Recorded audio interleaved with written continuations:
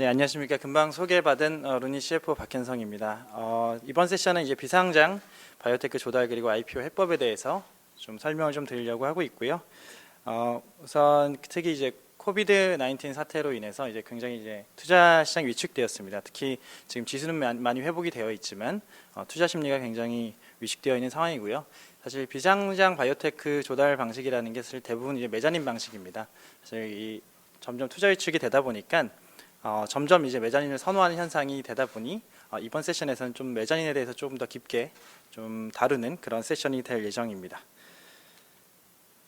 이번 세션 서머리를 좀 가지고 와봤고요. 크게 이제 두 가지 비상장 바이오텍 자금 조달과 그리고 IPO 해법 두 가지로 나눠서 좀 가지고 와봤습니다. 우선 첫 번째로 이제 비상장 바이오텍들의 가지고 있는 일반적인 특징이 있습니다. 이제 첫 번째는 영업활동, 투자활동에서 현금 흐름이 창출되지가 않다 보니까 결국 재무활동을 가지고 현금 흐름을 이제 창출을 해야 된다는 그런 특징이 있고요. 그 재무활동 중에서는 CB나 BWR, CPS 같은 이제 메자닌 방식의 투자가 이제 대부분이라고 보시면 될 것 같습니다. 메자닌 이제 투자를 받을 때는 이제 몇 가지 좀 짚어야 되는 이슈들이 있는데요. 첫 번째는 이제 특히 RCPS 같은 경우에는 상장 예정법인들이 이제 부채로 인식이 되다 보니까 부채로 인식이 되는 이제 회계 이슈, 그리고 이제 통상 이제 메자닌에서 붙어 있는 이제 메자닌에 붙어 있는 이제 전환권들이 있는데 이 전환권들이 최대주주 지분율 하락을 할 수도 있는 그런 이슈가 발생하다 보니까 이 두 가지에 좀 초점을 둬야 된다는 부분을 좀 설명드리고 싶습니다. 네, 그다음 IPO 해법에 대해서는 일반론적인 부분을 좀 가지고 왔습니다. 우선 비상장 바이오텍이 취할 수 있는 상장 트랙은 이제 크게는 기술평가 특례 그리고 성장성 추천이라는 트랙이 있고요. 이에 대해서는 기술성, 사업성, 내부 통제, 회계 이슈를 점검하는 건 너무나 당연한 거고요. 상장이 되냐 안 되느냐 이슈보다는 잘된 상장을 하기 위해서는 사실 상장 후를 대비를 해야 되는데 상장 후에 오버행 이슈라든지 이런 것들을 사전에 점검할 필요가 있다라는 말씀을 좀 드리고 싶습니다. 특히 이제 상장은 통상 이제 아트라고들 많이 얘기를 하는데요. 굉장히 많은 준비를 하고도 이제 타이밍을 제대로 못 맞추면은 결국 성공적인 상장이 될 수 없기 때문에 최근에 이제 코비드 19 사태에 맞춰서 상장 시점을 좀 잘 조율할 필요가 있다라는 말씀을 드리고 싶습니다. 우선 첫 번째 챕터로서요. 저와 이제 저희 루닛에 대한 소개를 간단히 하고 넘어가도록 하겠습니다. 우선 저에 대한 양력을 왼쪽에 간단히 봐주시면 좋을 것 같고요. 저는 자금 조달과 이제 투자 관련된 업무들을 계속 해왔었습니다. 저희 루닛은 이제 2013년에 8월에 설립된 이제 인공지능 국내 딥러닝 1호 회사고요. 현재는 110명이 근무를 하고 있습니다. 인공지능을 가지고 좀 의료 혁신을 해보자라는 그런 비전을 가지고 있고요. 하단에 보이시는 이제 이런 투자 기관으로부터 580억 정도의 투자를 유치를 받았습니다. 저희가 개발하고 있는 이제 제품은 크게 두 가지로 보여드릴 수 있는데요. 기본적으로는 이미지 인식을 통해서 이제 인공지능을 분석을 하는 그런 소프트웨어를 만들고 있습니다. 이제 왼쪽에 보시면 이제 체스트 엑스레이, 흉부 엑스레이나 유방 촬영술에서 이제 암뿐만 아니라 최근에 이슈가 되는 이제 코비드 19에서 이제 발생할 수 있는 이제 폐렴 같은 것들을 이제 스크리닝할 수 있는 그런 도움을 주는 소프트웨어를 개발하고 있고요. 현재 한국뿐만 아니라 전 세계적으로 좀 판매를 하고 있습니다. 그리고 오른쪽에 루니스컵 같은 경우에는 환자들의 조직 검사 샘플을 가지고서 그 안에서 볼 수 있는 이제 조직학적 특징을 파악을 해서 면역 항암제가 얼마나 잘 들 수 있는지를 치료 예측을 하는 그런 소프트웨어를 개발하고 있다고 보시면 될 것 같습니다. 주요하게 한 5가지 정도 저희 키포인트를 좀 가지고 와 봤는데요. 우선 저희 루닛은 전 세계 100대 AI 그리고 전 세계 150대 디지털 헬스 기업으로 이제 국내에 유일하게 선정이 된 기록이 있고요. 주요 딥러닝 대회에서 구글이나 마이크로소프트, 그다음 IBM을 누르고 1위 등 상위 랭크했던 그런 경험들이 있습니다. 최근엔 뉴스윅이나 포브스에서 커버가 되기도 했고요. 지난주 같은 경우에는 MIT 테크 리뷰랑 이제 BBC에서도 저희가 언급이 되기도 했었습니다. 그리고 임팩트 팩터가 굉장히 높은 레디올로지나 자마 같은 주요한 저널에서 퍼블리케이션이 되거나 혹은 국제 학회에서 굉장히 많은 초록들을 발표를 하고 있습니다.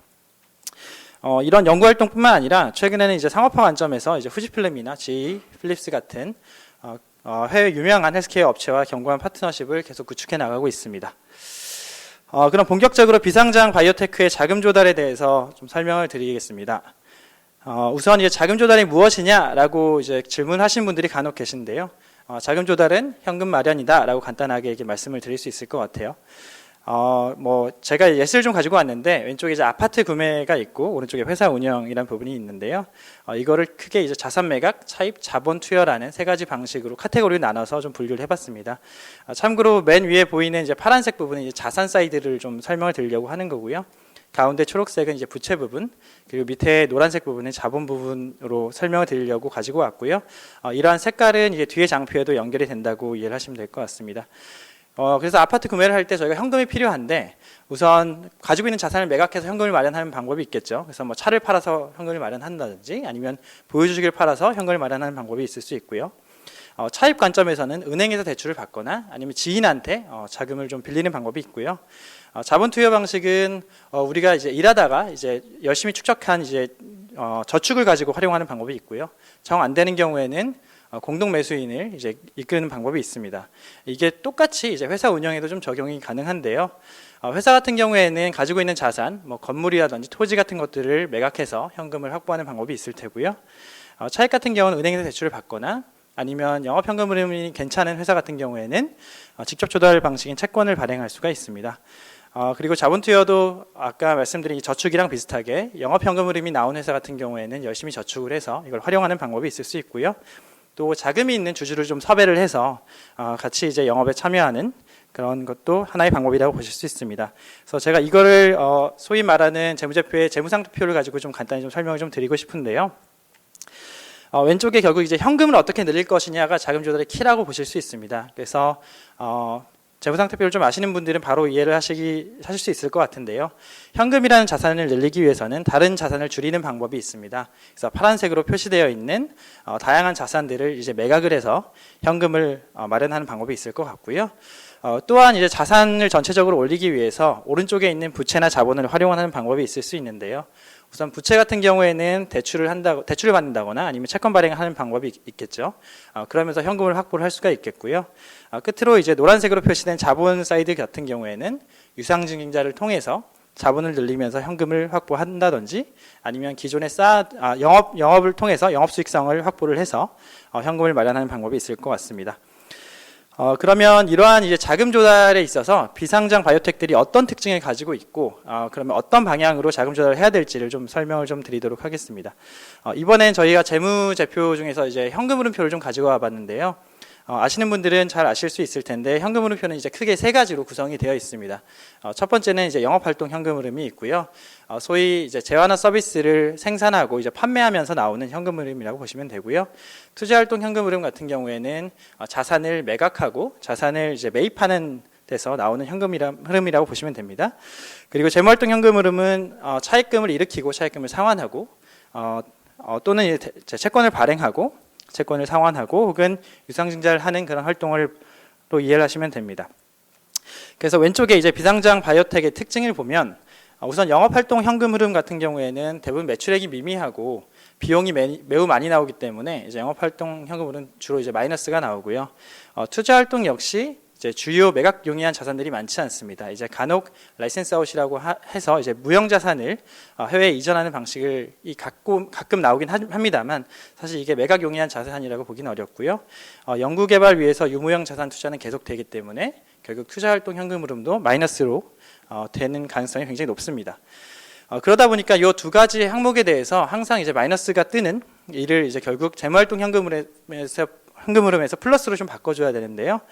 그러기 위해서는 이제 오른쪽에 보시는 바와 같이 대출을 일으키거나 채권 발행을 하거나 이제 유상증자를 하는 방법으로 현금을 확보하는 그런 방향성을 제시할 수 있습니다. 그래서 대출, 채권, 유상증자가 비상장 바이오텍이 취할 수 있는 방법이다라고 설명드릴 수 있고요.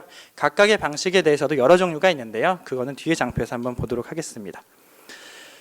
우선 대출 부분에 있어서는 잘 아시다시피 비상장 바이오텍이 담보를 할 만한 것들이 많지 않습니다. 그러다 보니까 담보대출은 좀 쉽지가 않고요. 또한 이제 신용도가 굉장히 낮습니다. 그렇다 보니 신용대출도 불가합니다. 채권 발행 사이드에서 보시면 이제 무보증사채, 보증사채들이 있을 수 있고 기여보험이 있을 수 있는데 이것 역시 상환 가능 재원이 있는 경우에만 발행이 가능하기 때문에 비상장 바이오텍이 선택할 수가 없고요. 유상증자액 같은 경우에는 보통주로 발행하는 경우가 매우 간혹 있긴 합니다만 굉장히 제한적이고요. 일반적인 우선주 같은 경우에는 실질적으로 발행이 거의 되지 않고 있습니다. 결국 하단에 이제 빨간색으로 표기된 소위 이제 채권과 주식의 중간 형태의 모습을 보이는 메자닌 형태로 자금 조달을 많이 하고 있고요. 대표적으로는 전환사채, 그다음 신주인수권부사채, 그다음 상한전환우선주 이렇게 구분을 할 수 있을 것 같습니다. 특히 전환사채랑 신주인수권부사채는 실질적으로 비분리형 BW 같은 경우에는 전환사채랑 거의 유사하기 때문에 거의 하나로 보셔도 될 것 같습니다. 그러면 이 메자닌 형태들이 왜 비상장 바이오텍이 취할 수 있는 방법인지 한번 보도록 하겠습니다. 우선 투자 유치를 하기 위해서는 투자자들이 원하는 것들을 좀 파악을 해봐야 될 텐데요. 왼쪽에 이제 투자자들이 무엇을 원하는지를 한번 기재를 해봤고요. 그것들이 이제 메자닌에서 어떤 권리로 줄 수 있는지 좀 기재를 해봤습니다. 그래서 비교 가능성이 있도록 이제 보통주를 좀 가지고 와봤고요. 우선 보통주 같은 경우에는 소위 말하는 상환 권리, 전환 권리, 우선 권리는 가지지 않고 이제 의결권만 가지고 있기 때문에 사실 투자하는 관점에서는 이제 선호하기는 좀 어려운 그런 형태입니다. 반면에 이제 전환사채나 이제 상한전환우선주 같은 경우에는 상한권을 가지고 있고요. 그래서 투자자가 혹시 상환을 받고 싶을 때는 상환을 청구할 수 있는 권리를 가지고 있고요. 중요한 포인트는 전환권입니다. 즉 이제 채권 형태이긴 하지만 전환을 해서 기업 가치가 상승한 만큼 이득을 볼 수 있는 그런 전환권이 굉장히 중요하고요. 이 전환권은 이제 업사이드 포텐셜뿐만 아니라 기업 가치가 떨어졌을 때도 그 낮은 단가, 기업 가치가 낮아진 단가로 전환할 수 있는 권리도 포함하고 있기 때문에 사실 비상장 바이오텍 투자에서는 이 전환권이 굉장히 핵심이라고 볼 수 있습니다.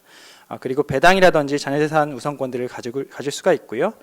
최근에 발행된 우선주 형태들은 대부분 의결권이 있는 우선주로 발행되기 때문에 주주로서 한 표 행사할 수 있는 그런 권리 또한 갖고 있어서 사실 전환사채나 상한전환 우선주는 투자자 입장에서 굉장히 매력적일 수 있고요. 비상장 바이오텍에서는 사실 이 방법이 가장 좋은 방법일 뿐만 아니라 사실 실상 거의 유일한 방법이라고 보셔도 좋을 것 같습니다. 그럼 실제로 얼마나 메자닌 투자들이 활성화되었는지 좀 데이터를 가져와 봤는데요. 특히 이제 비상장에서 투자된 이제 VC들 신규 투자 금액을 좀 가지고 와봤습니다. 2019년의 경우에 전체 투자 금액은 4조 2,700억 정도였고요. 그 중에 이제 12BW 우선주, 여기서 우선주는 아마 전환상환 우선주나 전환 우선주일 텐데요. 12BW 우선주가 전체 65%를 차지하고 있습니다. 근데 여기에는 다양한 오토업체라든지 아니면 컨슈머 회사들도 포함되어 있고 헬스케어나 바이오 회사 혹은 바이오텍으로 한정을 했을 경우에는 실제로 메자닌 조달 비율이 90%가 넘어갈 것 같습니다. 사실 코비드-19 사태 이후로 이러한 경향성은 훨씬 더 올라갔고요. 특히 바이오텍 같은 경우에는 펀더멘털이 재무를 통해서 이제 단단하게 펀더멘털이 있지 않기 때문에 그 밸류에이션에 대한 이견들이 굉장히 많습니다. 그렇다 보니 메자닌의 특히 전환권을 통해서 밸류에이션을 보전받고자 하는 그런 투자자분들의 욕구는 조금 더 강해졌다라고 보시면 될 것 같습니다. 이 메자닌 투자를 할 때 다양하게 저희가 점검을 해야 됩니다. 크게 이제 두 가지를 제가 가지고 왔는데요. 첫 번째는 회계상 이제 부채 인식 이슈가 좀 있습니다. 전환사채나 이제 전환사채나 BW 같은 경우에는 원래부터 부채이긴 합니다만 RCPS 같은 경우에는 일반 기업 회계 기준에서는 자본으로 인식이 되기 때문에 굉장히 자본금이 넉넉한 회사로 보일 수 있습니다만 상장 예정 법인인 경우에는 이제 IFRS로 전환을 하게 되어 있습니다. 그런 경우에 RCPS가 전부 다 이제 부채로 인식이 돼서 자본 잠식이 되는 회사들이 굉장히 많습니다. 이런 경우에 저희가 공정가치 평가에 굉장히 많은 공수를 들여야 된다는 이슈가 있고요. 그리고 상장 전에 이제 자본 잠식 이슈를 해결하고 가야 되기 때문에 사전에 투자자들과 투자를 협의를 할 때 상장 전 보통주 전환에 대해서 요청할 수 있도록 투자 전에 논의를 하는 게 굉장히 필요하다고 볼 수 있습니다. 무엇보다 중요한 건 사실은 전환권에 따른 최대주주 지분율 희석 이슈가 좀 중요한 포인트인데요. 특히 앞서 말씀드린 대로 비상장 바이오텍 같은 경우는 유상증자를 굉장히 활발하게 하다 보니까 최대주주 지분율이 굉장히 낮은 경우들이 많습니다. 소위 상장을 하기 위해서 거래소가 요구하는 지분율이 있는데요. 통상 이제 공모 후에 25% 이상 혹은 20% 이상의 지분율을 요구를 하는데 상장 공모가가 굉장히 낮은 경우에 기존에 투자받은 그런 투자 RCPS나 이제 CB들이 낮은 공모가 혹은 그 이하로 리픽싱되는 경우들이 있습니다. 이런 경우에 최대주주 지분이 희석이 되는 이슈가 발생할 수 있어서 그 부분에 대해서 사전에 점검을 하는 게 굉장히 중요하다고 볼 수 있습니다. 이 장표는 제가 이제 코비드 관련해서 하나 좀 추가로 가지고 왔습니다. 최근에 이제 3월 말 기준으로 카카오벤처스에서 86명의 VC 투자자분들 대상으로 설문을 한 결과인데요. 여기에 보시면 이제 전반적으로 비상장 업체의 투자 위축 그리고 밸류에이션 하락이 예상되고 있고요. 특히 레이스테이지 시리즈 B나 C 프리-IPO 단계에 기업에 더 큰 영향이 있을 것 같습니다. 사실 이러한 경향성은 투자자 관점에서는 메자닌을 조금 더 선호하게 하는 그런 경향성으로 연결될 수가 있고요. 참고로 이제 비상장 바이오텍 같은 경우에 간혹 보통주로 프리-IPO 단계에서 투자를 받는 경우들이 있었습니다만 그 경우는 굉장히 코스닥이 굉장히 화랑일 때 가능했던 얘기고요. 현재로서는 거의 불가능한 단계라고 보시면 될 것 같습니다. 그래서 코비드-19 관련해서는 회사 관점에서 조금 더 현금 운용을 보수적으로 할 필요가 있고요. 투자 유치를 할 때도 투자자들의 이러한 관점들을 잘 이해하시고 대응할 필요가 있습니다. 마지막으로 이제 IPO 해법에 대해서 가지고 와봤습니다. 우선 왜 IPO를 해야 되는지에 대해서 좀 가지고 와봤는데요. IPO를 하는 이유는 굉장히 많습니다. 거래소 사이트에도 나와 있고 증권사 사이트에도 나와 있는데요. 이 장표에는 철저히 회사 관점에서 좀 가지고 와봤습니다. 우선 제일 중요한 포인트는 자금 조달 능력의 확대입니다. 우선 현대 기업에서 회사는 이제 고잉 컨선 한다는 이제 영속 기업을 가정을 하고 있는데요. 사실 비상장인 경우에는 자금 조달 이슈 때문에 영속 기업이라는 것을 가정하기가 어려운 경우들도 발생할 수 있습니다. 왜냐하면 비상장에서 자금 조달을 하는 경우에는 대부분 제3자 배정 형태로 되다 보니까 그 제3자에게 회사의 매력도를 인식시키고 밸류에이션을 협의를 해야 되는데요. 상장을 하는 경우에는 제3자 배정의 방법도 있지만 주주나 일반 공모를 통해서 회사의 매력도와 관계없이 단순한 파이낸셜 게인을 보고도 참여할 수 있는 투자자들이 많기 때문에 자금 조달 능력이 굉장히 확대되고 그에 따른 기업의 영속성에도 굉장히 많은 플러스 요인이 된다고 보시면 될 것 같습니다. 두 번째는 이제 사업 자유도 확보를 좀 누릴 수가 있는데요. 대부분 VC 단계에서 투자를 받으면은 투자금 사용 용도가 굉장히 한정적입니다. 근데 이거를 상장을 하게 되면은 그런 조항들이 사라지는 경우들이 굉장히 많고요. 그리고 상장 전후로 그 기업을 분할하거나 인수하는 것들도 굉장히 그 자유도가 확보가 되는데요. 특히 상장 전에 자회사를 설립하고 자회사의 지분율이 이제 100%가 아닌 경우에는 거래소에서 심사할 때 조금 더 깐깐하게 보는 경향성이 있기 때문에 상장 후에 자회사를 설립하고 자회사에 직접 조달을 한다든지 다양한 방식으로 구사를 할 수 있는 그런 사업 자유도 확보가 가능합니다. 세 번째로는 기관 투자자 엑시트 창구를 제공한다는 측면이 있습니다. 특히 이제 해외 같은 경우, 미국 같은 경우에는 미국 VC의 엑시트 수단을 보면은 M&A랑 IPO가 거의 반반 정도인데요. 국내 같은 경우는 M&A로 엑시트하는 경우가 거의 전무하다고 볼 수 있습니다. 그러다 보니 기관 투자자 입장에서는 IPO가 굉장히 중요한 엑시트 창구가 될 거고요. 회사에서도 여기에 초점을 맞춰야만 앞단에서 자금 조달도 가능하다라는 부분이 있습니다. 그래서 상장이 굉장히 중요한 포인트다라고 볼 수 있고요. 상장사가 져야 되는 부담도 굉장히 많습니다. 기업 공개, 공시의 의무가 생기고요. 그에 따른 법적 리스크가 굉장히 확대가 된다는 점은 잘 알고 계실 겁니다.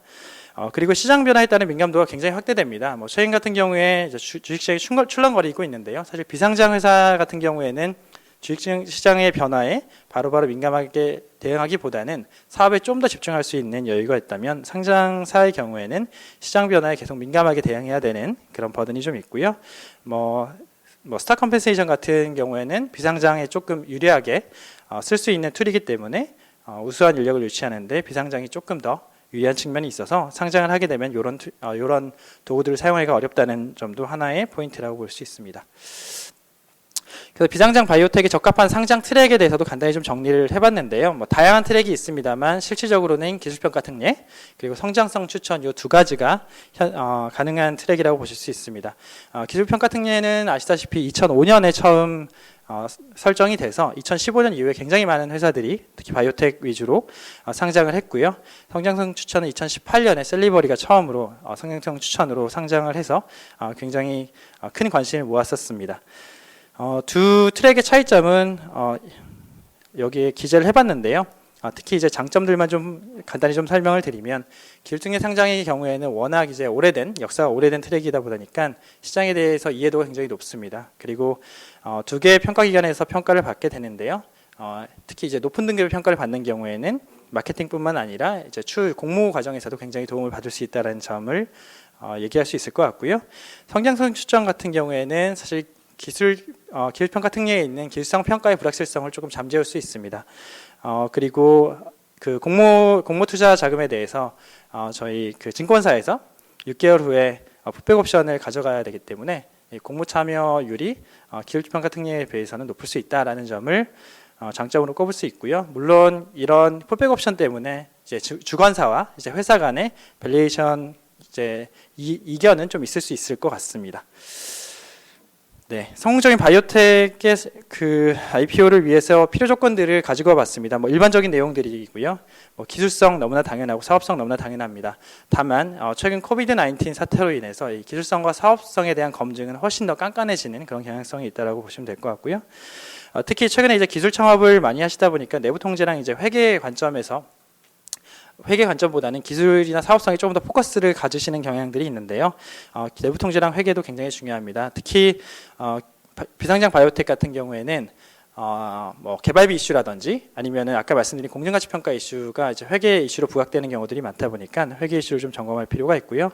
이제 상장 후에 잘된 상장이 어떤 상장이냐라고 쇼텀으로 봤을 때는 오버행 이슈를 많이 보는 것 같습니다. 그래서 오버행 이슈는 상장 후에 해결하기는 굉장히 어렵기 때문에 상장 전에 오버행 이슈를 미리 사전에 대응하는 것도 굉장히 중요합니다. 끝으로 최근 IPO 시장이 굉장히 얼어붙었습니다. 뭐 통상 이제 IPO는 4분기에 굉장히 많고요. 이제 철회하는 기업들이 뭐 4분기에 몇 개 간혹 나오긴 하는데 최근 이제 4월까지만 하더라도 6개 회사가 상장 철회를 했고요. 그중에 5개 회사가 헬스케어 바이오텍이라고 보시면 될 것 같습니다. 그래서 대부분의 회사들은 이제 수요 예측이나 공모 때문에 상장 철회를 하게 돼서요. 굉장히 상장하기에는 조금 부담스러운 그런 시장 분위기가 형성이 되어 있습니다. 그래서 서두에 말씀드린 대로 상장은 곧 이제 아트다 보니까 굉장히 많은 준비를 하더라도 상장 타이밍을 언제 잡느냐가 굉장히 중요한 포인트다 보니 이런 코비드-19 사태를 잘 대응하기 위해서는 비상장 회사에서 현금 확보를 충분히 해서 적절한 상장 타이밍을 잡아서 성공적인 상장을 할 수 있도록 하면 좋을 것 같습니다. 네, 제 발표는 여기서 마치도록 하겠습니다. 네, 감사합니다.